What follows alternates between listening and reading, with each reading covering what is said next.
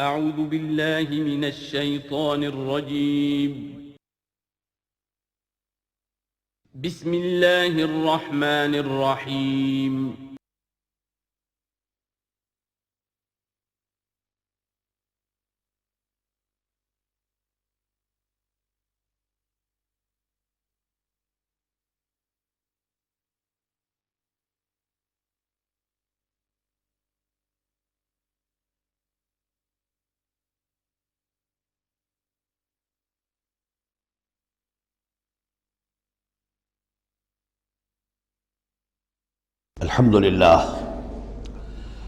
الحمدللہ وکفا والصلاة والسلام علی عبادہ الذین اصطفیٰ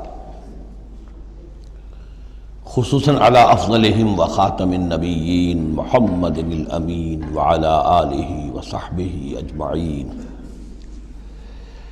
اما بعد فقد قال اللہ تبارک وتعالی کما ورد فی سورة النساء اعوذ باللہ من الشیطان الرجیم بسم اللہ الرحمن الرحیم ان المنافقین یخادعون اللہ وهو خادعهم وإذا قاموا إلى الصلاة قاموا كسالى يراؤون الناس ولا يذكرون الله إلا قليلا مذبذبين بين ذلك لا إله هؤلاء ولا إله هؤلاء ومن يضلل الله فلن تجد له سبيلا يا أيها الذين آمنوا لا تتخذوا الكافرين أولياء من دون المؤمنين أتريدون أن تجعلوا لله عليكم سلطانا مبينا إن المنافقين في الدرك الأسفل من النار ولن تجد لهم نصيرا صدق الله العظيم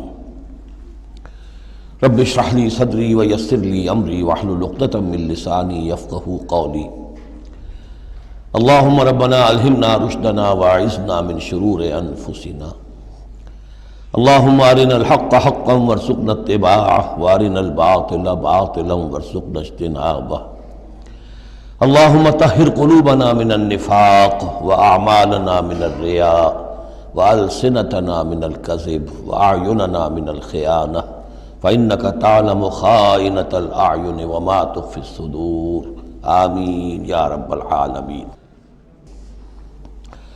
سورہ نساء کے بارے میں نے شروع ہی میں آپ سے عرض کر دیا تھا کہ اس میں سب سے زیادہ خطاب کا رخ جو ہے وہ منافقین کی طرف ہے، اگرچہ کہیں خطاب براہ راست یا ایھا الذین نافقوا کے الفاظ میں نہیں، یا ایھا الذین آمنوا اس لیے کہ وہ بھی ایمان کے دعوے دار تھے، ایمان کے مدعی تھے، قانونی طور پر وہ بھی مسلمان تھے، مومن تھے۔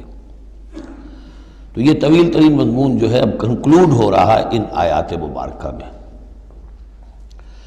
ان المنافقین یخادعون اللہ، یقیناً منافق کوشش کر رہے ہیں اللہ کو دھوکہ دینے کی۔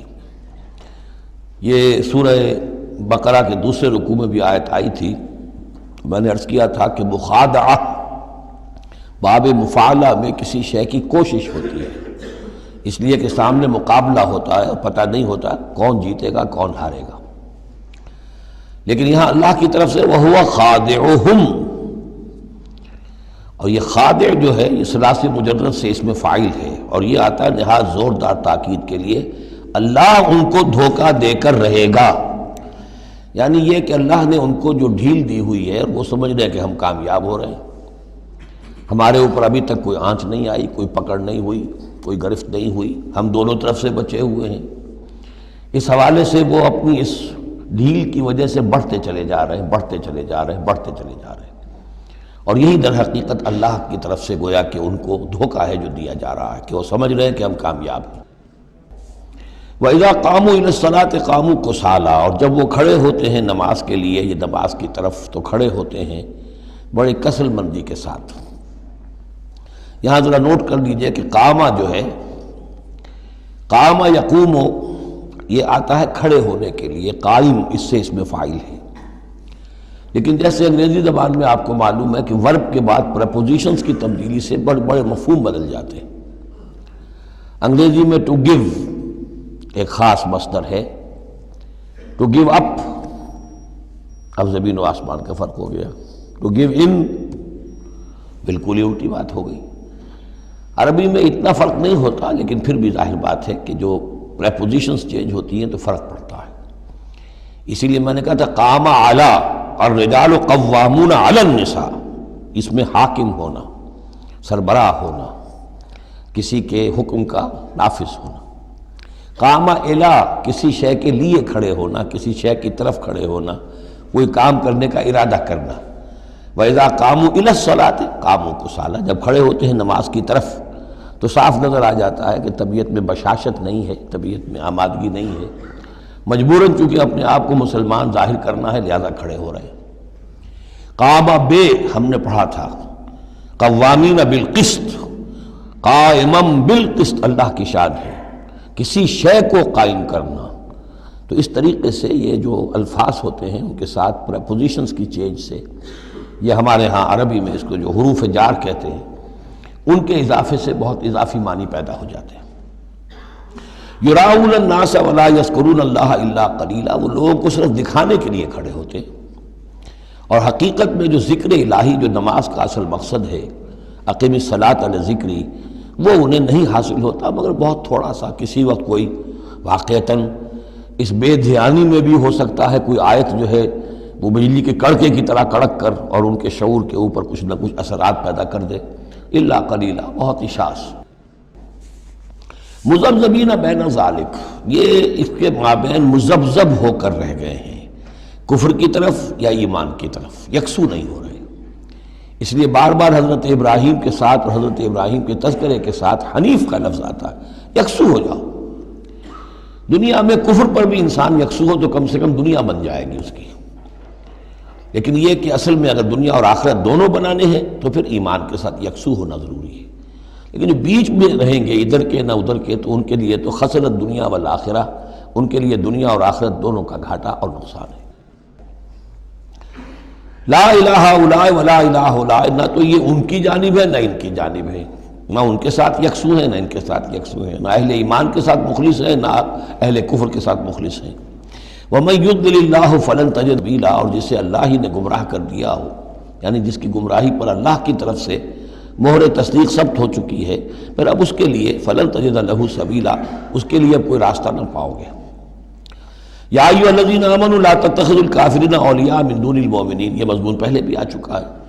یہ بھی ایک نفاق کی علامت ہے کہ اہل ایمان کو چھوڑ کر کافروں کے ساتھ دوستیوں کی پینگیں بڑھائی جائیں۔ اہل ایمان بت بناؤ کافروں کو اپنے حمایتی اور مددگار اور دوست اور بھیدی مسلمانوں کو چھوڑ کر۔ اتریدون ان تجعلوا للہ علیکم سلطانا مبینا، کیا تم چاہتے ہو کہ تم اپنے خلاف اللہ کے ہاتھ میں ایک دلیل دے دو، حجت دے دو؟ یعنی اللہ تعالیٰ جب محاسبہ کرے گا آخرت میں تو اس دلیل کا کیا جواب دو گے کہ تمہاری دوستیاں کافروں کے ساتھ تھی؟ تو یہ تو حجت قاطع بن جائے گی تمہارے خلاف، علیکم سلطان مبینہ، یہ حجت قاطعہ ہوگی تمہارے خلاف۔ اب یہ آ رہی آیت ایک اعتبار سے یہ منافقین کے حق میں قرآن حکیم کی سخت ترین آیت ہے، اگرچہ جو سخت ترین آیت بعض اعتبارات سے بلکہ ایک خاص لطیف پہلو سے سخت تر جو آیت ہے وہ سورہ توبہ میں آئے گی۔ یہ دو صورتیں ہیں اصل میں طویل صورتوں میں سے، سورہ توبہ اور سورہ نساء، جس میں کہ نفاق کا مضمون سب سے زیادہ تفصیل کے ساتھ آیا۔ ان المنافقین فی الدرک الاسفل من النار، یقیناً منافق آگ کے سب سے نچلے طبقے میں ہوں گے۔ وَلَن تَجِدَ لَهُمْ نَصِيرًا، اور تم نہ پاؤ گے ان کے لیے کوئی مددگار۔ إِلَّا الَّذِينَ تَابُوا، اصل میں منافقت کا آخری پردہ جو چاک ہوگا وہ ہوگا سورہ توبہ میں، گویا کہ سن 9 ہجری میں جا کر۔ ابھی یہ ہم سن 4 ہجری کے آس پاس ہیں، اس حوالے سے ذرا ابھی فصل ہے، تو ابھی ان کے لیے ایک رعایت رکھی ہے کہ توبہ کا دروازہ تمہارے لیے ابھی کھلا ہے۔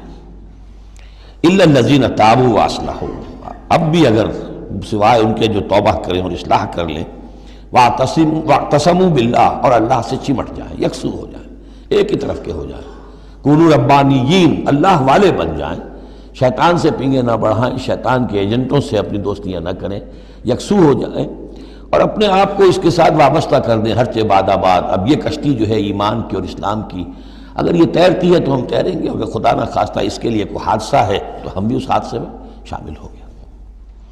وَأَخْلَصُوا دِينَهُمْ لِلَّهِ، یہ ہے بہت اہم اصطلاح کہ وَإِن تَابُوا إِلَّا الَّذِينَ تَابُوا وَأَصْلَحُوا وَاعْتَصَمُوا بِاللَّهِ وَأَخْلَصُوا دِينَهُمْ لِلَّهِ، اپنی اطاعت کل کی کل اللہ کے لیے کر لیں، مخلص کر لیں۔ یہ نہ ہو کہ زندگی کے کچھ حصے میں اطاعت اللہ کی ہو رہی ہے، کچھ حصے میں کسی اور کی ہو رہی ہے۔ کیا کریں جی، یہ معاملہ تو رواج کا ہے، کیا کریں، اگرچہ ہے تو غلط شریعت کی روح سے، لیکن برادری کا رواج ہے، برادری کو چھوڑ تو نہیں سکتے۔ معلوم ہو آپ نے اپنی اطاعت کے حصے جو ہیں علیحدہ کر لیے، یہ حصہ جو ہے برادری کی اطاعت میں جائے گا، یہ حصہ اللہ کی اطاعت میں جائے گا۔ اطاعت جب تک کل کی کل اللہ کی نہ ہو، جیسے سورہ بقرہ میں ہم نے پڑھا تھا قاتلوہم حتی لا تکون فتنۃ ویکون الدین للہ، دین ہو جائے پورا اللہ کے لیے۔ تو ایک تو اجتماعی سطح پر دین اللہ کے لیے ہو جائے، یعنی اسلامی ریاست قائم ہو جائے، پورا اسلامی قانون ہو، پورا اسلامی نظام ہو۔ اگر یہ نہیں ہے تو ایک شخص انفرادی سطح پر تو اپنی اطاعت تو خالص کر لے اللہ کے لیے، تو یہ تو انفرادی گویا کہ توحید عملی ہے۔ فاولئک مع المؤمنین، تو یہ لوگ پھر اہل ایمان میں شامل ہو جائیں گے۔ یعنی ابھی پوائنٹ آف نو ریٹرن نہیں ہے ابھی سب کے لیے، بہت سے لوگ تو پہنچ چکے، لیکن پھر بھی ابھی توبہ کا دروازہ کھلا ہے۔ وَسَوْفَ يُؤْتِ اللَّهُ الْمُؤْمِنِينَ أَجْرًا عَظِيمًا، اور جہاں تک مومنین کا تعلق ہے تو اللہ تعالیٰ اہل ایمان کو تو ان قریب بہت بڑا اجر عطا فرمائے گا۔ اب یہ اپیل کے انداز میں بھی آخری بات ہے، مَا يَفْعَلُ اللَّهُ بِعَذَابِكُمْ، سوچو اے منافقو، اللہ تمہیں عذاب دے کر کیا لے گا؟ اللہ کو سیڈسٹ ہستی نہیں ہے معاذ اللہ کہ اسے لوگوں کو دکھ پہنچا کر خوشی ہوتی ہو۔ ایسے پرورٹڈ انسان ہوتے ہیں، ان کی شخصیتیں مست ہو چکی ہوتی ہیں، جو دوسروں کو تکلیف میں دیکھتے ہیں تو خوش ہوتے ہیں، دوسروں کو تکلیف پہنچا کر، کوفت پہنچا کر انہیں کچھ راحت حاصل ہوتی ہے۔ تو اللہ معاذ اللہ ایسا نہیں ہے۔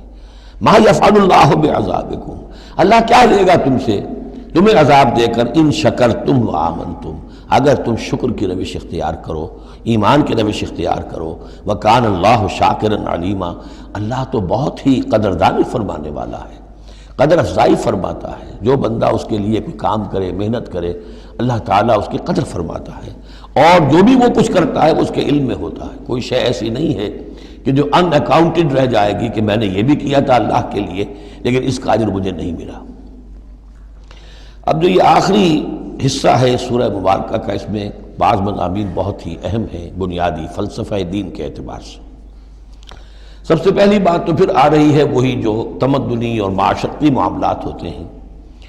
معاشرے کے اندر کسی بری بات کا بلند آواز سے کہنا، کسی بری بات کا چرچا کرنا بالفعل کوئی اچھی بات نہیں ہے، لیکن اس میں ایک استثناء ہے۔ کسی مظلوم کا معاملہ یہ ہے کہ اس کے دل سے اگر جلے کٹے الفاظ میں نکل جائیں کسی کے لیے تو وہ اللہ کنڈون کرے گا، معاف کر دے گا۔ لا يحب اللہ الجہر بالسوء من القول، اللہ کو بالکل پسند نہیں ہے کہ کسی بات کو بلند آوازی سے کہا جائے، بری بات کو، الا من ظلم، سوائے اس کے جس پر ظلم ہوا ہے، جس کا دل دکھا ہے۔ ابھی حال ہی میں نے جمعے میں وہ شعر سنائے تھے کہ فارسی زبان کا ایک شعر ہے، بترسز آہ مظلومہ کہ ہنگام دعا کردن، اجابت از در حق بہر استقبال می آید۔ مظلوموں کی آہوں سے ڈرو کہ جب ان کی زبان سے کوئی بد دعا نکل جاتی ہے تو اس دعا کی قبولیت جو ہے وہ خود استقبال کرنے کے لیے آتی ہے عرش سے، اللہ تعالیٰ کی طرف سے۔ تو اس کا ترجمہ بھی اردو میں شعر ہی میں موجود ہے، ڈرو مظلوم کی آہوں سے جب اٹھتی ہیں سینوں سے، قبولیت ہے کرتی خیر مقدم چرخ سے آ کر۔ تو مظلوم کا مسئلہ یہ ہے کہ اس کو اس کی بھی اجازت ہے۔ وَكَانَ اللَّهُ سَمِيعًا عَلِيمًا، اللہ سب کچھ سننے والا ہے اور سب کچھ جانتا ہے، اسے معلوم ہے جس کے دل سے یہ آواز نکلی ہے وہ کتنا دکھا ہوا ہے، اس کے احساسات کتنے مجروح ہوئے۔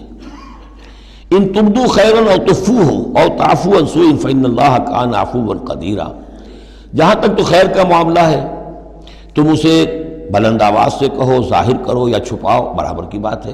اللہ تعالیٰ کے لیے خیر تو خیر ہی ہر حال میں ہے، عیاں ہو یا خفیہ ہو۔ اور تعفو عن سوء، لیکن یہ ذرا اونچا مسئلہ ہے، اور اگر تم برائی کو سے معاف کر دیا کرو۔ اب یہ اپیل کے انداز میں ہے، مظلوم سے بھی کہا جا رہا ہے کہ اگرچہ تمہیں چھوٹ ہے یہ کہ تم پر گرفت نہیں ہوگی، لیکن تم ایک اس سے اعلیٰ تر اور بلند تر رتبہ ہے، اسے کیوں نہیں حاصل کرتے؟ اور تعفو عن سوء، کہ تم کسی برائی کے درگزر کرو، معاف کر دو۔ فإن اللہ عفوا قدیرا، تو یقیناً اللہ تعالیٰ بھی معاف فرمانے والا ہے اور قدرت رکھنے والا ہے۔ انسان تو بسا اوقات معاف کرنے پر مجبور بھی ہو جاتا ہے، اس لیے کہ بدلہ دینے کی قدرت نہیں رکھتا۔ اللہ تو مقتدرہ ہے، قدیر ہے، وہ تو جو چاہے فوراً جو ہے دیر اینڈ دین حساب چکا دے، لیکن نہیں، پھر بھی وہ اس کے باوجود وہ معاف فرماتا ہے۔ اب پھر یہ بہت اہم مضمون آ گیا ہے، وحدت الادیان کا جو ایک بنیادی جڑ ہے، اس کی جڑ کو یہاں کاٹی جا رہی ہے۔ غلط فلسفہ جو وحدت ادیان کا، میں نے آپ کو بتایا تھا کہ فلسفہ وحدت ادیان کا ایک حصہ صحیح ہے کہ اوریجن سب کا ایک ہے، لیکن یہ کہ اب جو شکلیں ہیں ان کی وہ ایک ہے، اس سے بڑی حماقت اور جہالت اور ضلالت اور گمراہی اور کوئی نہیں۔ اب یہ کانٹے کی بات بتائی جا رہی ہے کہ اصل میں دین میں جس چیز کی وجہ سے یہ غلطی پیدا ہوتی ہے وہ کیا ہے؟ اللہ اور رسولوں میں تفریق پیدا کر دینا۔ ایک ہے رسولوں میں تفریق کرنا، ایک رسول کو ماننا ایک کو نہ ماننا، ایک ہے اللہ کو علیحدہ کر دینا رسول کو علیحدہ کر دینا۔ یہ جہالت ہے جو فتنہ انکار حدیث میں، فتنہ انکار سنت میں، اور یہ کہ بس اہل قرآن جو اپنے آپ کو سمجھتے ہیں کہ رسول کا کام تھا قرآن پہنچا دینا، اللہ خیر صلی اللہ۔ اب اصل معاملہ ہمارا اور اللہ کا ہے، اللہ کی کتاب ہے، ہم بھی سمجھتے ہیں، عربی زبان میں ہے، ہم اس کو خود سمجھیں گے، خود اس پر عمل کریں گے۔ باقی رسول نے اپنے زمانے میں مسلمانوں کو اس کی جو تشریح سمجھائی تھی، ٹھیک ہے، اس وقت انہوں نے قبول کر لی، لیکن رسول کی تشریح جو ہے وہ دائمی نہیں ہے، دائمی شے صرف قرآن ہے، گویا کہ اللہ کو اور رسول کو جدا کر دیا۔ وہ بات یہاں آ رہی ہے، ان الذین یکفرون باللہ ورسلہ، یقیناً وہ لوگ جو کفر کرتے ہیں اللہ کا اور اس کے رسولوں کا، وَيُرِيدُونَ أَن يُفَرِّقُوا بَيْنَ اللَّهِ وَرُسُلِهِ، اور وہ چاہتے ہیں کہ تفریق کر دیں اللہ کے اور اس کے رسولوں کے مابین۔ یہ دین الہی بھی یہی تھا کہ بس اللہ کا دین سمجھو، رسول سے کیا نسبت ہے؟ جب رسول کی نسبت ہو جائے گا یہ دین مسیح ہے، یہ دین موسیٰ ہے، یہ دین عیسیٰ ہے، یہ دین فلاں ہے، اگر رسولوں کا یہ فیکٹر جو ہے جو ڈفرینشیٹنگ فیکٹر ہے نکال دیا جائے تو اللہ تو سب کا کامن ہے، تو دین الہی ہو گیا۔ ان الذین یکفرون باللہ ورسلہ ویریدون ان یفرقوا بین اللہ ورسلہ ویقولون نؤمن ببعض ونکفر ببعض، اور وہ یہ کہتے ہیں کہ ہم کچھ کو مانیں گے کچھ کو نہیں مانیں گے، یعنی اللہ کو مانیں گے، رسولوں کا ماننا ضروری نہیں ہے، اللہ کی کتاب کو مانیں گے، رسول کی سنت کا ماننا کوئی ضروری نہیں۔ وَيُرِيدُونَ أَن يَتَّخِذُوا بَيْنَ ذَلِكَ سَبِيلًا، اور وہ چاہتے ہیں کہ اس کے بین ایک راستہ نکال لیں، اللہ کو ایک طرف کر دیں، رسول کو ایک طرف کر دیں۔ أُولَٰئِكَ هُمُ الْكَافِرُونَ حَقًّا، یہ لوگ کٹر کافر ہیں، ان کے کافر ہونے میں کوئی شک نہیں، یہ حق کہ یہ کافر ہیں۔ وَأَعْتَدْنَا لِلْكَافِرِينَ عَذَابًا مُهِينًا، اور ہم نے ایسے کافروں کے لیے بڑا اہانت آمیز عذاب تیار کر رکھا ہے۔ وَالَّذِينَ آمَنُوا بِاللَّهِ وَرُسُلِهِ، اور جو لوگ ایمان رکھتے ہیں اللہ پر اور اس کے رسولوں پر، وَلَمْ يُفَرِّقُوا بَيْنَ أَحَدٍ مِّنْهُمْ، اور انہوں نے ان میں سے کسی کے مابین کوئی تفریق نہیں کی، نہ اللہ کو رسول سے جدا کیا نہ رسول کو رسول سے جدا کیا۔ ہم تو سب کو مانتے ہیں، لا نفرق بین احد من رسلی، ان کو بھی مانتے ہیں جن کے نام قرآن مجید میں آ گئے ہیں، اور مانتے ہیں کہ اور بھی بے شمار آئے ہوں گے، یقین کے ساتھ نہیں کہہ سکتے، تعین کے ساتھ نہیں کہہ سکتے، یہ معلوم ہے اور بھی بہت نبی آئے ہیں، کسی پرٹیکولر پرسن کے بارے میں یقین کے ساتھ نہیں کہہ سکتے، یہ یقین سے کہہ سکتے ہیں کہ بے شمار نبی اور بھی آئے، رسول اور بھی آئے۔ لم يفرقوا بین احد منهم اولئک سوف یؤتیہم اجورہم، یہ وہ لوگ ہیں کہ جنہیں اللہ تعالیٰ ان کے اجر عطا فرمائے گا، وکان اللہ غفور الرحیم، اور یقیناً اللہ تعالیٰ غفور الرحیم ہے۔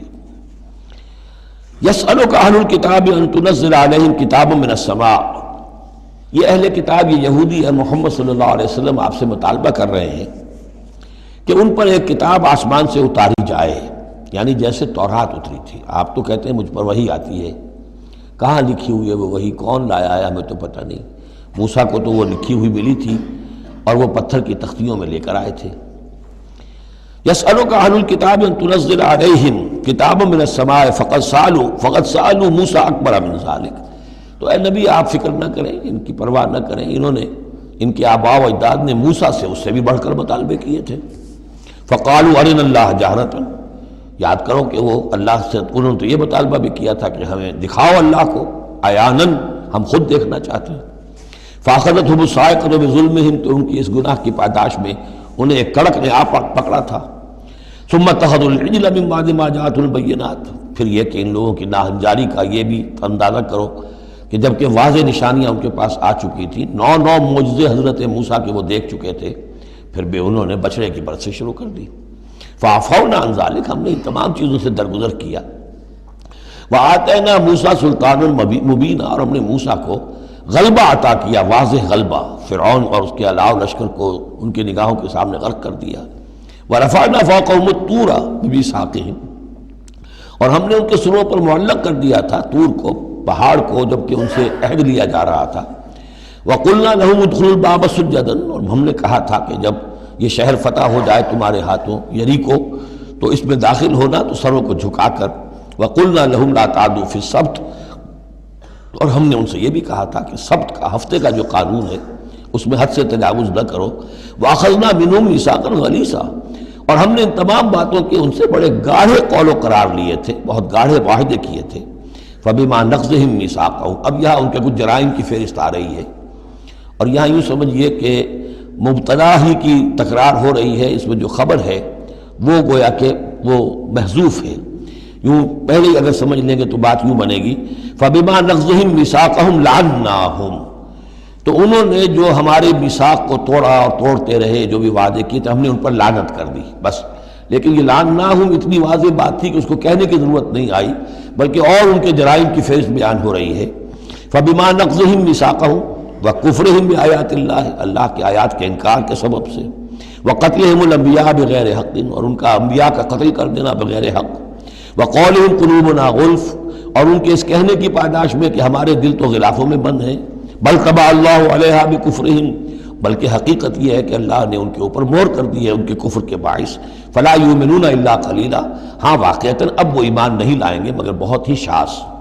وَبِكُفْرِهِمْ وَقَوْلِهِمْ عَلَى مَرْيَمَ بُهْتَانًا عَظِيمًا، اور بسبب ان کے اس کفر کے جو انہوں نے کیا اور جو انہوں نے مریم پر ایک بہتان عظیم لگایا، حضرت مریم سلام علیہا پر بہتان یہ لگایا کہ یہ زنا کیا ہے اور یہ یوسف نجار کا بیٹا ہے یہ مسیح، اگرچہ ان کے روایات کے مطابق یہ ہے کہ ان کی نسبت تھی، یوسف نجار بڑھئی تھے ایک، ان کے ساتھ حضرت مریم کی نسبت ہو چکی تھی، لیکن وداعی نہیں ہوئی تھی، لیکن وداعی سے پہلے ہی ان کے مابین تعلق ہوا اور یہ بیٹا ہو گیا، تو یہ تو پھر ولد الزنا ہوا۔ یہ تھی اتنی بڑی بات تھی جو وہ کہتے ہیں، اور اس کو باقاعدہ پکچرز بنا کے امریکہ میں چلاتے ہیں، سن آف مین، تم جسے سن آف گاڈ کہتے ہیں وہ سن آف مین ہے۔ اب سن آف مین جو ہے اس کو سمجھ لیجئے کہ اس کا مطلب کیا ہوا، پھر آؤٹ آف ویڈ لاک ہی تو آخر ہوا نا، اس کا جو پیدا ہوا اگر حضرت مسیح تو وہ صحیح جائز ولادت سے تو نہ ہوا، اگر انسان کا بیٹا ہے۔ بہرحال اتنے بڑے بڑے بہتان لگائے۔ وَبِكُفْرِهِمْ وَقَوْلِهِمْ عَلَى مَرْيَمَ بُهْتَانًا عَظِيمًا وَقَوْلِهِمْ إِنَّا قَتَلْنَا الْمَسِيحَ عِيسَى ابْنَ مَرْيَمَ رَسُولَ اللَّهِ، اور بسبب ان کے یہ کہنے کہ ہم نے قتل کیا مسیح کو، عیسیٰ ابن مریم کو، رسول اللہ، اللہ کے رسول کو۔ یہ رسول اللہ ان کا لفظ نہیں ہے، یہ اللہ کی طرف سے سائن آف ایکسکلیمیشن کے ساتھ، اچھا ان کا دعویٰ یہ ہے کہ انہوں نے اللہ کے رسول کو قتل کیا، جبکہ رسول تو قتل ہو ہی نہیں سکتا۔ کتب اللہ لأغلبن انا ورسلی، یہ تو اللہ کا فیصلہ ہے، طے شدہ لکھا ہوا ہے کہ میں اور میرے رسول تو غالب آ کر رہیں گے۔ تو ان کی تو یہ جرتیں ہیں کہ یہ سمجھتے ہیں کہ انہوں نے اللہ کے ایک رسول کو قتل کیا ہے۔ وما قتلوہ وما صلبوہ، ہرگز انہوں نے قتل نہیں کیا، نہ اسے سولی دی، ولیکن شبہ لہم، بلکہ اس کی شبیہ بنا دی گئی ان کے لیے، صورت بنا دی گئی، مشابہت کر دی گئی اس کے ساتھ ان کے لیے، کہ انہوں نے جس کو سمجھا ہے کہ وہ مسیح ہے، وہ مسیح نہیں تھا، وہ مسیح کی جگہ کوئی اور تھا، جو انجیل برنباس سے معلوم ہوتا ہے کہ جوڈاس اسکیریوٹ جو کہ حواریین میں سے ایک تھا، ویسے اس کی نیت اور تھی، بد نیتی نہیں تھی، وہ ایک لمبی بات ہو جائے گی، اس کا وقت دورہ قرآن میں نہیں ہے، نیت اس کی کچھ اور تھی، لیکن اس نے گرفتار کرایا تھا، اور اس گرفتاری کے پاداش میں پھر اللہ تعالیٰ نے اس کی شکل جو حضرت مسیح کی بنا دی، اور حضرت مسیح کی جگہ وہ پکڑا گیا اور سولی چڑھا۔ وما قتلوه وما صلبوه ولكن شبه لهم وان الذين اختلفوا فيه لفي شك منه، اور جو لوگ اس کے بارے میں اختلاف میں پڑے ہوئے ہیں وہ شکوک و شبہات میں ہیں، انہیں خود پتہ نہیں کہ ہوا کیا، کیسے ہوا۔ ما لهم به من علم، ان کے پاس اس کے ضمن میں کوئی علم نہیں ہے، الا اتباع الظن، سوائے اس کے کہ اٹکل پچو کے تیر چلاتے ہیں۔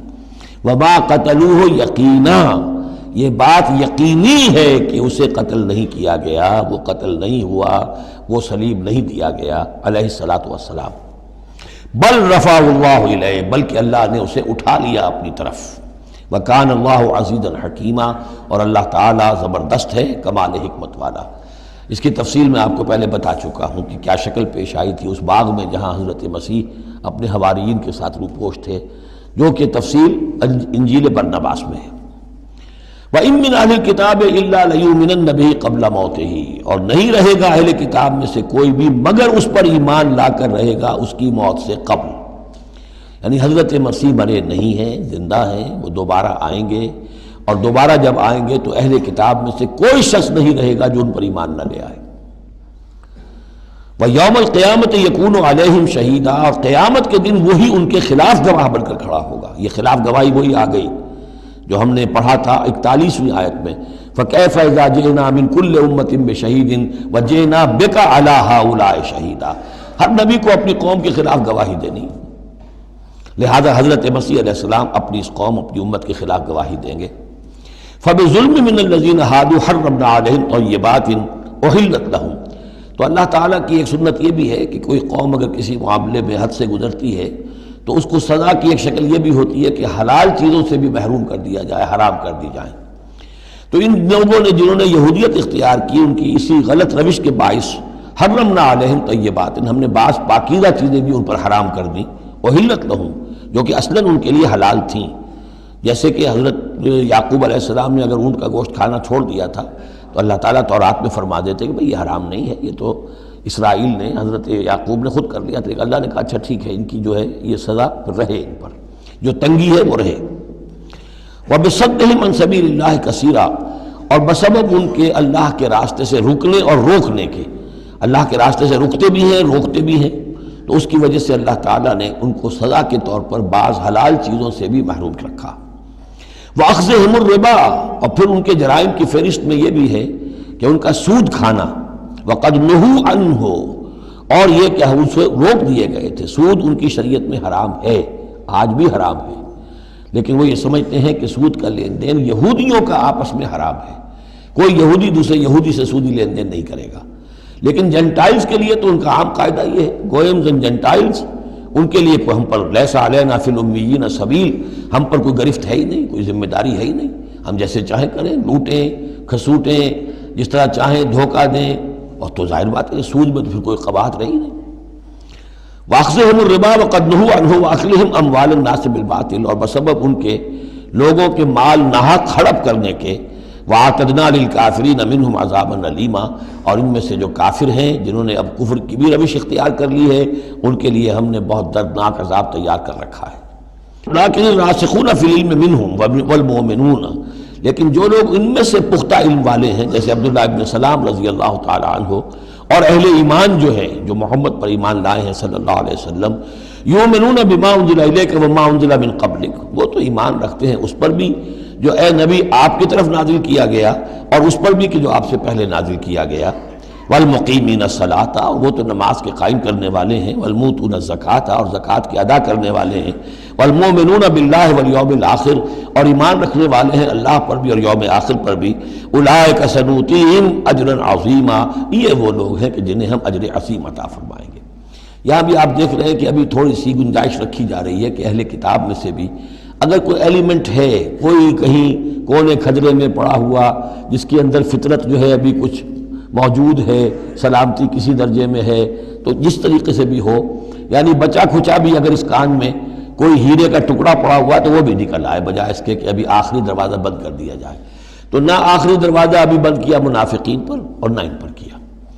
لیکن الراسخون فی العلم منہم، اب ان میں سے اشارہ کر دیا گیا کہ ان میں سے بھی کچھ ہو سکتے ہیں، باقی اہل ایمان کے روش تو یہ ہے ہی، والمؤمنون یؤمنون بما انزل الیک وما انزل من قبلک والمقیمین الصلاۃ والمؤتون الزکاۃ والمؤمنون باللہ والیوم الآخر اولئک سنؤتیہم اجرا عظیما۔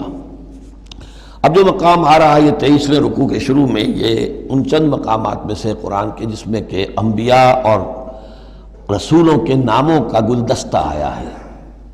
مثلا یہاں آپ دیکھیں گے پے بپے بہت سے انبیاء اور رسول کا نام لیے گئے، پھر ان میں سے بعض کی جو اضافی اور شانیں ہیں ان کا بیان کیا گیا، اور پھر بڑی اہم آیت فلسفہ قرآن کے اعتبار سے آگے آئے گی کہ نبوت کا بنیادی مقصد کیا ہے۔ نبوت کا بنیادی مقصد، فلسفہ نبوت، اساسی فلسفہ نبوت۔ انا اوحینا الیک کما اوحینا الی نوح، اے نبی ہم نے آپ کی جانب بھی وحی کی ہے جیسے کہ ہم نے نوح کی طرف وحی کی تھی، والنبیین من بعدہ، اور ان کے بعد بہت سے انبیاء پر کی تھی۔ حضرت شیس علیہ السلام وہ بھی حضرت نوح علیہ السلام، بلکہ یہ تو حضرت نوح سے بھی پہلے کے لوگ ہیں شیس جو ہیں۔ اوحینا الی نوح والنبیین من بعدہ واوحینا الی ابراہیم واسماعیل واسحاق ویعقوب والاسباط، اور ہم نے وحی کی ابراہیم کی طرف، اسماعیل کی طرف، اسحاق کی طرف، یعقوب کی طرف اور ان کی اولاد کی طرف، وعیسیٰ وایوب ویونس وہارون وسلیمان، اور عیسیٰ کی جانب اور ایوب کی جانب اور یونس کی جانب اور ہارون کی جانب اور سلیمان کی جانب، وآتینا داؤد زبورا، اور داؤد کو تو ہم نے زبور جیسی کتاب عطا فرمائی، ورسلا قد قصصناہم علیک من قبل، ایسے بھی بہت سے رسولوں کو ہم نے بھیجا، یا وہی ہم نے ان کی جانب کی بھیجے ایسے رسول کہ جن کا ہم اس سے پہلے آپ کے سامنے تذکرہ کر چکے ہیں، ورسلا لم نقصصہم علیک، اور ایسے بھی بہت سے رسول ہیں کہ جن کے حالات ہم نے آپ کے سامنے بیان نہیں کیے۔ پوری دنیا کی تاریخ بیان کرنا تو قرآن مجید کا مقصد نہیں ہے، یہ تو کتاب ہدایت ہے، تاریخ کی کتاب نہیں ہے۔ وَكَلَّمَ اللَّهُ مُوسَىٰ تَكْلِيمًا، اور خاص اب شان جو حضرت موسیٰ علیہ السلام کی امتیازی شان ہے، اور موسیٰ سے تو کلام کیا اللہ نے جیسے کہ کلام کیا جاتا ہے، بس صرف یہ ہے کہ من ورائے حجاب تھا، پردے کے پیچھے سے تھا دو بدو کلام۔ اب وہ آیت آ رہی ہے کہ یہ رسول کس لیے بھیجے گئے؟ رسلا مبشرین و منذرین، یہ رسول بھیجے گئے بشارت دینے والے بنا کر اور خبردار کرنے والے بنا کر، لئلا یکون للناس علی اللہ حجۃ بعد الرسل، تاکہ نہ رہ جائے لوگوں کے حق میں، للناس نام نوٹ کیجئے، علی اللہ، اللہ کے مقابلے میں کوئی حجت، کوئی دلیل رسولوں کے آنے کے بعد، وکان اللہ عزیزا حکیما، اور اللہ تعالیٰ زبردست ہے لیکن ساتھ ہی حکمت والا ہے۔ اب اس کو سمجھیے کہ جب ہم یہ کہتے ہیں کہ قیامت کے دن اللہ تعالیٰ حساب لے گا اور امتحان ہوگا، امتحان سے پھر نتائج نکلیں گے ہمارے کہ کون پاس ہوا کون فیل ہوا، لیکن امتحان لیا جاتا ہے کچھ پڑھا کر، کیا پڑھایا ہمیں، جانچا جاتا ہے کسی کو کچھ دے کر، کسی بچے کو آپ دیجئے 10 روپے، پھر آپ دیکھیے اس کا میلان طبع کیا ہے، ٹافی کی دکان کی طرف بھاگتا ہے یا کوئی کسی کتابوں کی دکان کی طرف بھاگتا ہے، پتہ چل جائے گا اس کا کیا، اس کا رجحان کیا ہے۔ کچھ دے کر آزماتے ہیں نا، کچھ پڑھا کر امتحان لیتے ہیں، تو ہمیں کیا پڑھایا ہے، کیا دیا ہے، اس میں ہے جو قرآن مجید کا بنیادی فلسفہ ہے کہ اللہ تعالیٰ نے انسان کو سمع، بصر، عقل، 3 بڑی چیزیں دی، پھر اللہ تعالیٰ نے انسان کے اندر روح ودیت کی اور نفس انسانی میں خیر اور شر کا علم ودیت کر دیا ہے۔ اب آئندہ کوئی وحی نہ آئے تب بھی ہر انسان جو ہے ان باتوں کی بنا پر اکاؤنٹیبل ہے۔ ہم نے تمہارے اندر تمیز رکھ دی تھی، یہ نیکی ہے یہ بدی ہے، تم بدی کی طرف کیوں گئے؟ تو گویا کہ کوئی نبی نہ آتا، کوئی کتاب نہ آتی، کوئی رسول نہ آتا، تب بھی اللہ تعالیٰ کی طرف سے محاسبہ ناحق نہیں تھا، اس لیے کہ وہ بنیادی چیزیں اللہ تعالیٰ دے چکا ہے۔ البتہ اتمام حجت کرتا ہے اللہ۔ اب یہ نوٹ کیجئے، حجت کیا ہے؟ حجت تو عقل ہے جو اللہ نے ہمیں دے رکھی ہے۔ ان السمع والبصر والفؤاد کل اولئک کان عنہ مسئولا، اس کی بنیاد پر مسئولیت ہے۔ اور یہ کہ نفس ونفس وما سواہا فالہمہا فجورہا وتقواہا، اس کے اندر نیکی اور بدی کی تمیز ودیت کر دی ہے، پھر تمہیں روح پھونکی ہے۔ ان سب چیزوں کی بنا پر تم اکاؤنٹیبل ہو، کوئی نبی آتا یا نہ آتا، یہ حجت اللہ کی تم پر قائم ہے۔ لیکن پھر بھی اللہ اتمام حجت کرنے کے لیے یہ اضافی شے ہے کہ اللہ نے تم ہی میں سے کچھ لوگوں کو چنا جو بڑے ہی اعلیٰ کردار کے لوگ تھے، تم جانتے تھے کہ یہ ہمارے ہاں کے بہترین لوگ ہیں، ان کے دامن کردار پر کوئی داغ دھبا نہیں ہے، ان کی سیرت و اخلاق تمہارے سامنے تھی کھلی کتاب کے مانند، ان کے پاس ہم نے اپنی وحی بھیجی، اور پھر تمہیں یہ کرو یہ نہ کرو یہ بھی بتا دیا۔ ایگزامینیشن میڈ ایزی بھی ہو گیا تمہارے لیے، اس امتحان کو ہم نے اتنا آسان کر دیا تاکہ اب کسی کے پاس کوئی عذر باقی نہ رہ جائے، کوئی جو ہے یہ پلیڈ نہ کر سکے کہ میں تو اگنورنس کے پلیڈ کرے کہ میں تو اگنورنٹ تھا، مجھے معلوم نہیں تھا۔ جب رسول آ گئے تو اب کوئی عذر باقی نہیں رہا۔ رسول سے پہلے پھر بھی کوئی شخص کہہ سکتا ہے پروردگار میں ایسے ماحول میں پیدا ہو گیا تھا، وہاں سب کے سب اسی رنگ میں رنگے ہوئے تھے، پروردگار میں اپنے 2 وقت کی روٹی کے دھندے میں ایسا لگا رہا کہ مجھے کبھی ہوش ہی نہیں آئی کہ میں سوچتا لیکن جب رسول آ جاتے ہیں اور رسولوں کے آنے کے بعد حق مبرہن ہو جاتا ہے اور حق و باطل کے درمیان امتیاز بالکل واضح طور پر قائم ہو جاتا ہے، پھر کوئی عذر باقی نہیں رہتا، کوئی حجت پیش کرنے کے لیے لوگوں کے جانب سے اللہ کے سامنے اللہ کے محاسبے کے مقابلے میں باقی نہیں رہتی۔ تو یہ اتمام حجت ہے، اللہ کی طرف سے حجت کا اتمام۔ رسولم مبشرین، اور کر کیا سکتے ہیں رسول؟ نہ کسی کو زبردستی ہدایت پر لا سکتے ہیں، ظاہر بات ہے کسی کو گمراہ کرنا تو پیش نظر ہے ہی نہیں، لیکن کسی کو زبردستی ہدایت پہ نہیں لا سکتے۔ ہاں جن کے اپنے اندر کی یہ چیزیں جاگ جائیں گی، متوجہ ہو جائیں گے، اپنے باطن کی حقیقتوں کی طرف دیکھیں گے اور پھر یہ کہ نبی کی بات سنیں گے، اس سے فائدہ اٹھائیں گے، سیدھے راستے پر چلیں گے، ان کے لیے مبشر ہوں گے، بشارت، فراح و ریحان و جنت نعیم۔ اور جو لوگ یہ ہے کہ اس کے بعد بھی اپنی غلط ہی راستوں پر چلتے رہیں گے، تعصب میں، ہٹ دھرمی میں، ضد میں، مفادات میں، چودراہٹوں کی وجہ سے، ان کو خبردار کریں گے کہ اب تمہارے لیے بدترین انجام جو ہے جہنم تیار ہے۔ تو رسولوں کا بنیادی فنکشن یہی ہے، تبشیر اور انذار، مبشرین و منذرین۔ کس لیے؟ لے اللہ یکونا، تاکہ نہ رہ جائے، للناس، لوگوں کے پاس، لوگوں کے حق میں، اللہ، اللہ کے مقابلے میں، یعنی اللہ کی حجت، اللہ کے محاسبے کے مقابلے میں، حجت، کوئی حجت، کوئی عذر، کوئی بہانہ باقی نہ رہے بعد الرسل، رسولوں کے آنے کے بعد۔ وکان اللہ عزیز حکیمہ، اللہ عزیز ہے، بغیر رسولوں کے بھی محاسبہ کرے، اختیار اس کا مطلق ہے، حکیم ہے، اس نے یہ نظام بنایا ہے اپنے محاسبہ اخروی کے لیے۔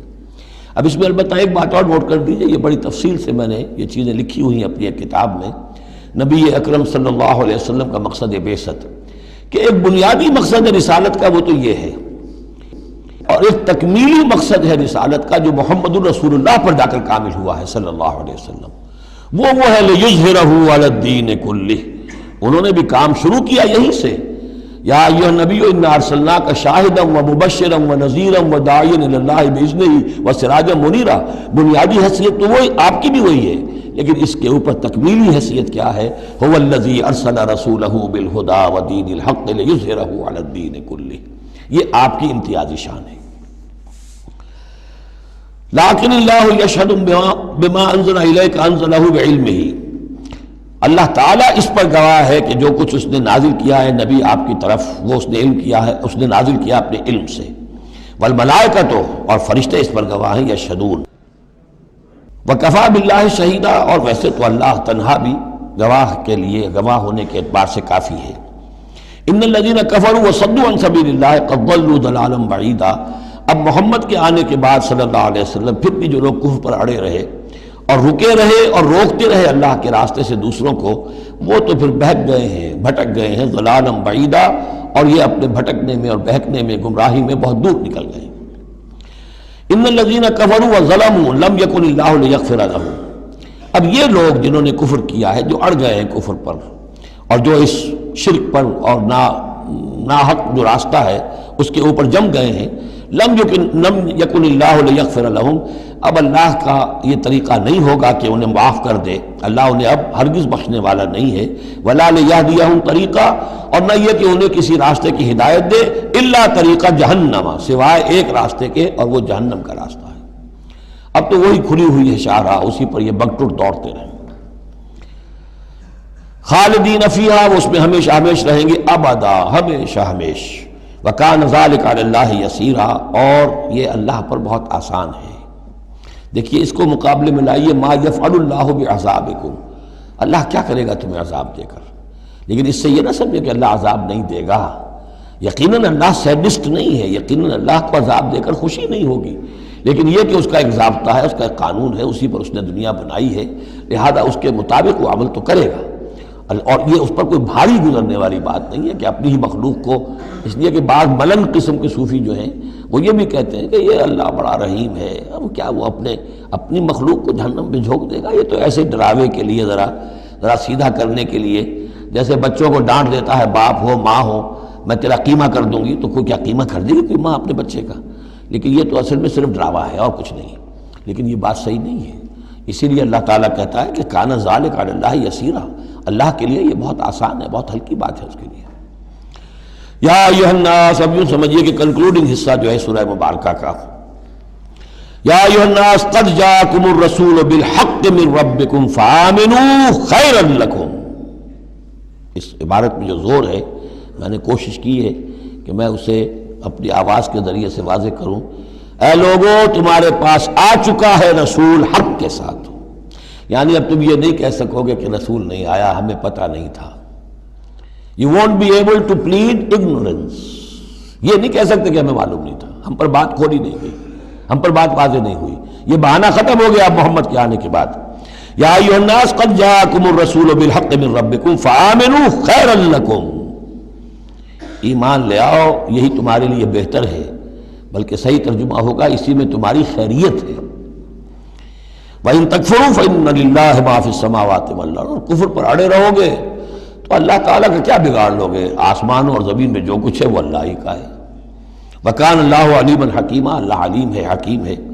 یا اہل الکتاب لا تغلوا فی دینکم. اے کتاب والو اپنے دین میں غلو نہ کرو. ولا تقولوا علی اللہ الا الحق. اور اللہ کی طرف کوئی شے منسوب نہ کرو سوائے اس کے جو درست ہو اور حق ہو. جھوٹ بولنا ہے تو بازی بارش بابا ہم بازی. جھوٹ بولنا ہے خود بولو. خدا پر جھوٹ جڑنا اللہ نے یہ کہا، یہ تو گویا کہ یوں سمجھیے کہ بازی بارش بابا ہم بازی والی بات ہو گئی. لا تقولوا علی اللہ الا الحق انما المسیح عیسی ابن مریم رسول اللہ. دیکھو مسیح عیسیٰ ابن مریم اللہ کے رسول تھے، یہ حیثیت ان کی ہے. الوہیت میں کوئی حصہ نہیں ہے، وہ خدا کے بیٹے نہیں ہیں، رسول اللہ ہے. وَكَلِمَتُهُ أَلْقَاهَا إِلَىٰ مَرْيَمَ. اور اس کا ایک کلمہ ہے کہ جو اس نے ڈالا مریم پر، یعنی مریم کی رحم میں جو حمل ہوا ہے حضرت عیسیٰ کا وہ اللہ کے کلمہ کن کی طرف فعل ہوا ہے. ایک جو فزیکل جو بھی حصے ہیں کسی عمل کے، اب کسی بھی انسان کی ولادت میں ایک حصہ باپ کا ہے ایک حصہ ماں کا ہے، لیکن حضرت مسیح علیہ السلام کی ولادت میں ماں والا حصہ تو پورا موجود ہے.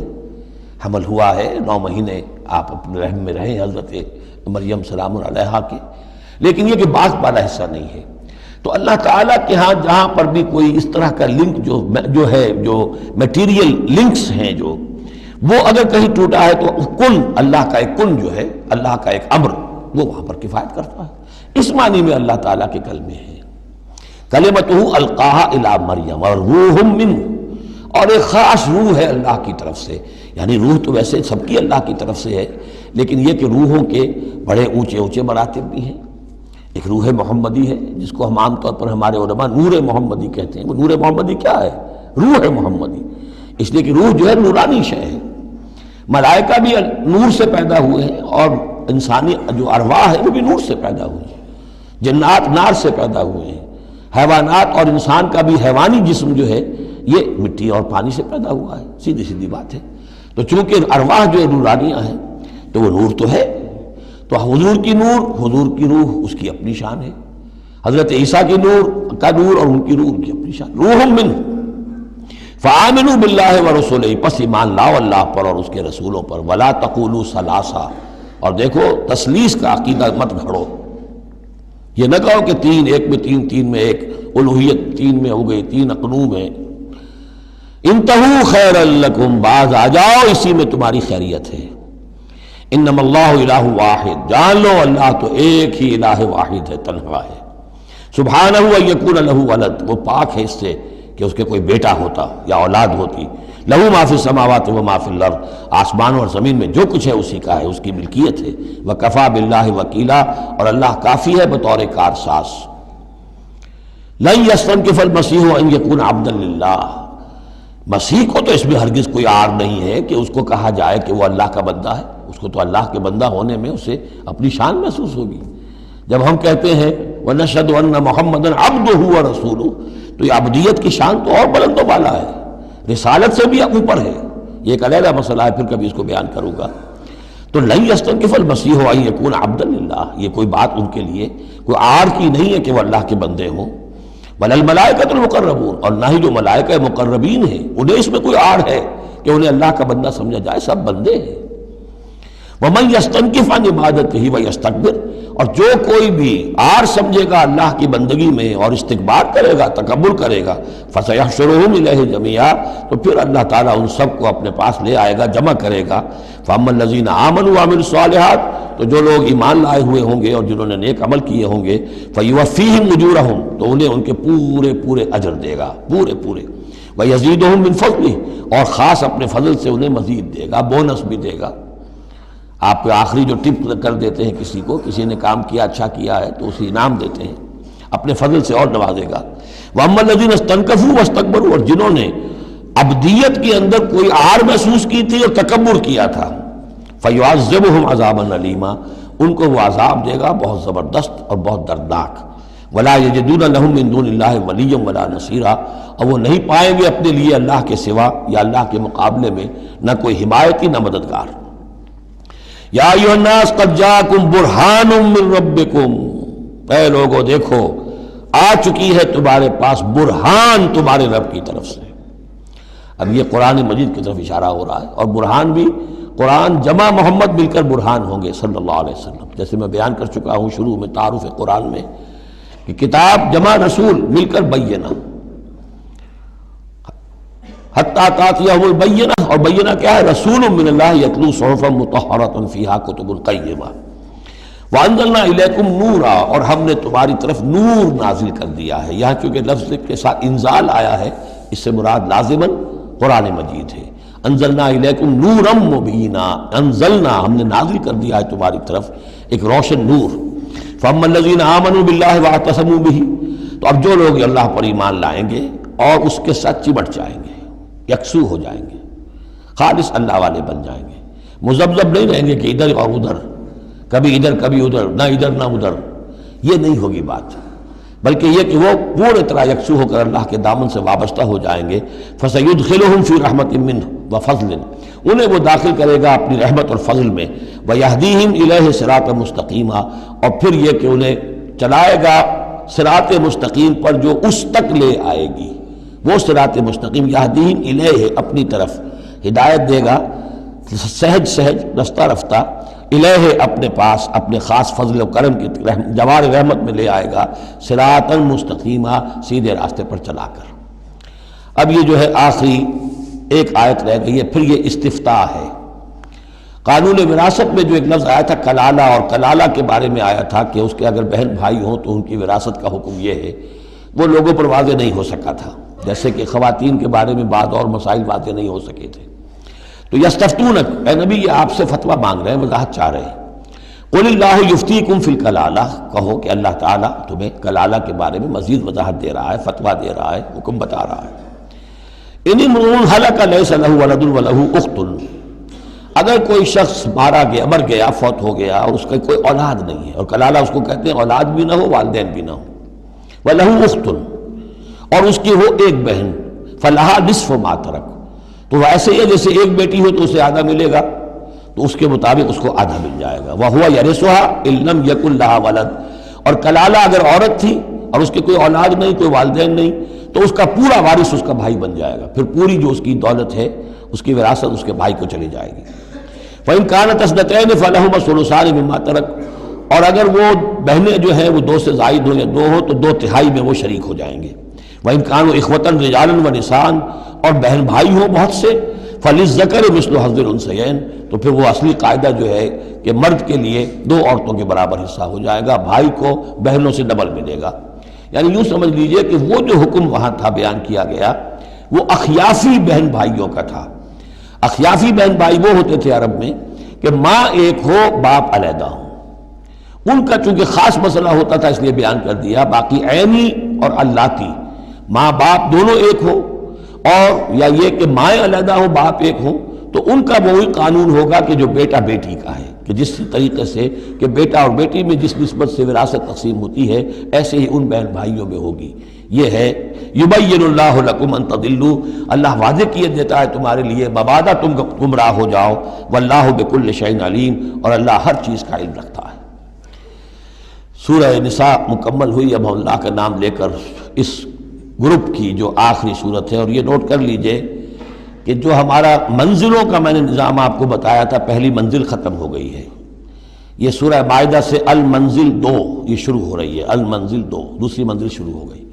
لیکن جو مکی اور مدنی صورتوں کے گروپ ہیں وہ ابھی ختم نہیں ہوا۔ پہلا وہ تو یہ کہ مکی صورت سورہ فاتحہ، مدنی کا ایک گروپ البقرہ اور آل عمران، دوسرا گروپ النساء اور المائدہ مل کر پھر جا کر جو گروپ ہے مکی مدنی کا وہ ختم ہوگا، جبکہ مائدہ ختم ہوگی۔ سورہ مائدہ کا بھی تقریباً اسلوب وہی ہے کہ جو سورہ نساء کا ہے، لیکن یہ کہ یہاں زیادہ جو زور ہے وہ اہل کتاب پر ہے۔ جیسا کہ میں نے آپ کو بتایا تھا کہ یہ جو گروپ ہے پہلا ان صورتوں کا، اس کے 2 مضامین ہیں بنیادی، ایک شریعت اسلامی، شریعت اسلامی کا بلو پرنٹ ابتدائی خاکہ جو ہے وہ سورہ بقرہ میں، تکمیلی احکام اب اس میں آئیں گے۔ دوسرے اہل کتاب پر اتمام حجت اور آخری درجے میں دعوت، آخری فیصلہ کن باتیں جو ہیں وہ آپ کو اب ملیں گی اس سورہ مبارکہ میں۔ بسم اللہ الرحمن الرحیم، یا ایھا الذین آمنوا اوفوا بالعقود۔ سورہ نساء شروع ہوئی تھی یا ایھا الناس سے، اے لوگو۔ یہاں بس فرق یہ ہے کہ یا ایھا الذین آمنوا، اہل ایمان، اپنے عہدوں کو، معاہدوں کو، قول و قرار کو پورا کیا کرو۔ اب انہوں سمجھ لیجئے کہ سماجی زندگی جتنی انسان کی ہے وہ معاہدوں پر قائم ہے۔ Even marriage is a social contract, شادی کیا ہے؟ ایک معاہدہ ہے، ایک مرد ایک عورت کے مابین ساتھ رہنے کا، ساتھ زندگی گزارنے کا۔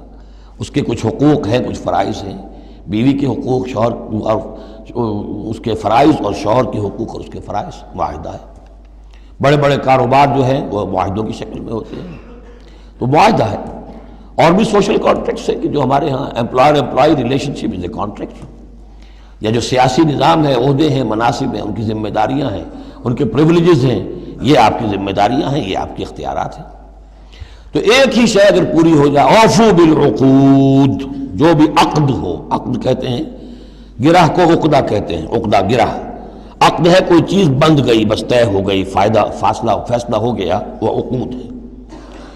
احلت لکم بہیمۃ الانعام الا ما یتلی علیکم، تمہارے لیے تمام جو مویشی کی نوعیت کے حیوانات ہیں وہ حلال کر دیے گئے، ان کا گوشت کھانا، سوائے اس کے جو تمہیں پڑھ کر سنائے جاتے ہیں، یعنی ان میں خنزیر ہے وہ حرام ہے، اور مردار اگر ہے تو حرام ہے، وغیرہ وغیرہ، وہ بعد میں آ جائے گا۔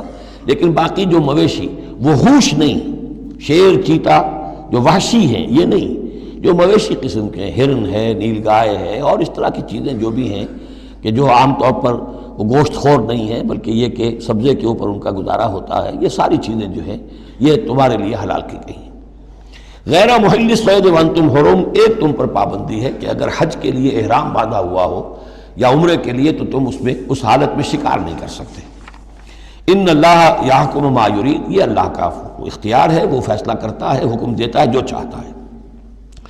یا ایھا الذین آمنوا لا تحلوا شعائر اللہ ولا الشہر الحرام ولا الہدی ولا القلائد ولا عامین البیت الحرام، اہل ایمان مت بے حرمتی کرو اللہ کے شعائر کی، مت حلال کر لیا کرو، بے حرمتی کر دیا کرو اللہ کے شعائر کی، اور نہ حرمت والے مہینوں کی، اور نہ ہدی کے جانوروں کی، جو جانور لے کے جائے جاتے تھے کعبے کی طرف حج کے لیے یا عمرے کے لیے ساتھ لے کر جاتے تھے، ولا القلائد، اور ان کے گلوں کے اندر پٹے ڈال دیے جاتے تھے علامت کے طور پر کہ اب یہ کعبے کی طرف جا رہے ہیں، ولا عامین البیت الحرام، اور نہ وہ حاجی لوگ کہ جو بیت حرام کی طرف چل رہے ہیں، قصد کر رہے ہیں، جا رہے ہیں، اب وہ بھی ان کی بھی ایک نسبت ہو گئی ہے کہ یہ سفر کر رہے ہیں تو اللہ کے گھر کے مسافر ہیں۔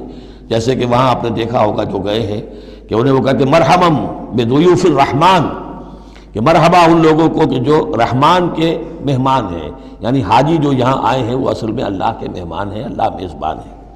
تو اب ان کے لیے یہ ہے کہ ان کی بے حرمتی نہ ہو، حتیٰ کہ عزت نہ ہو۔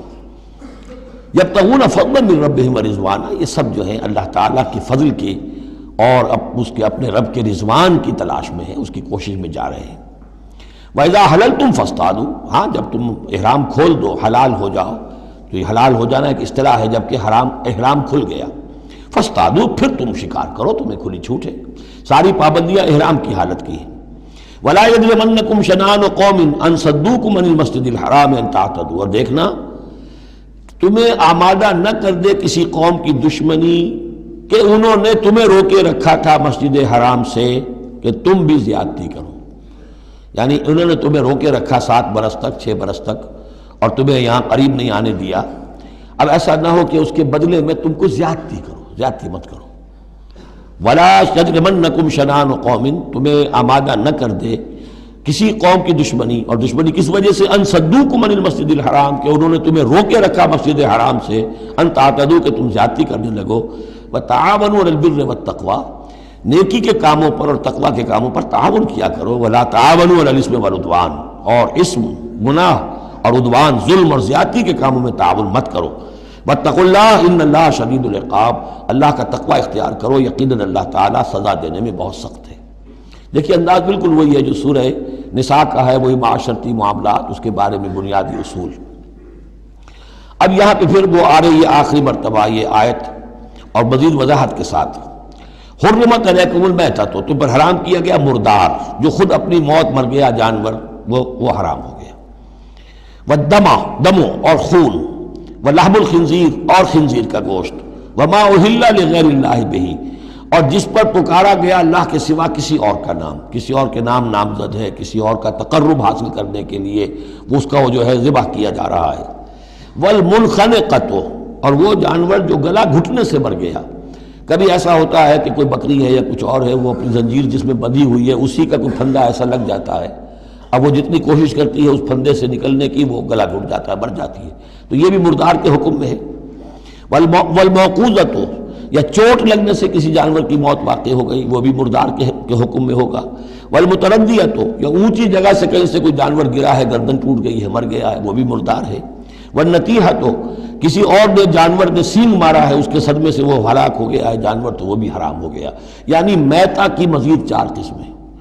یہی نہیں ہے کہ کسی بیماری سے جانور مرا ہو، لیکن یہ کہ یہ مرنے کی، ذبح ہونے کی نوبت نہیں آئی، اس کے جسم سے خون نکلنے کا امکان نہیں رہا، اس کا خون جو ہے اس کے جسم کے اندر ہی جم گیا ہے، اس کے گوشت کا حصہ بن گیا ہے، لہذا وہ مردار کے حکم میں ہے.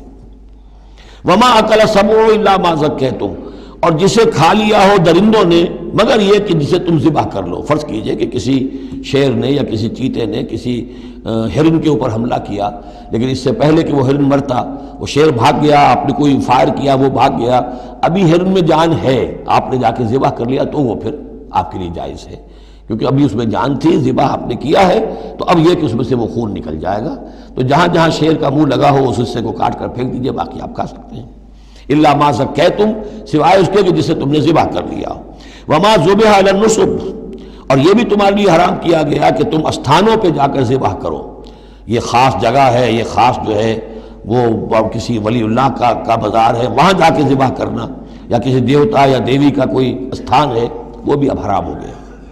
وَأَن تَسْتَقْسِمُوا بِالْأَزْلَامِ، یا جوئے کے تیروں کے ذریعے سے تقسیم کرو. یہ بھی ایک جوئے کی شکل ہو جاتی تھی.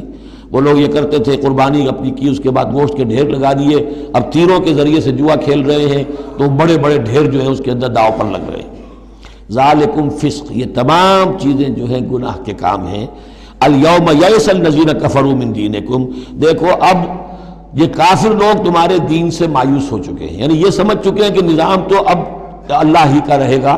اب یہاں پر چونکہ سورہ مائدہ جیسا کہ میں نے اس کی آخری صورتوں میں سے ہے، لہذا اب انہیں یہ تو توقع نہیں ہے کہ اسلام کا راستہ روک سکیں گے، لیکن وہ یہ ضرور چاہیں گے کہ اس قسم کی چیزیں تمہارے اندر جاری رہیں، اس طرح کی چیزیں جیسے ہمارے ہاں بھی ہندوانہ اثرات چلتے رہے بہت عرصے تک، اب بھی چل رہے ہیں.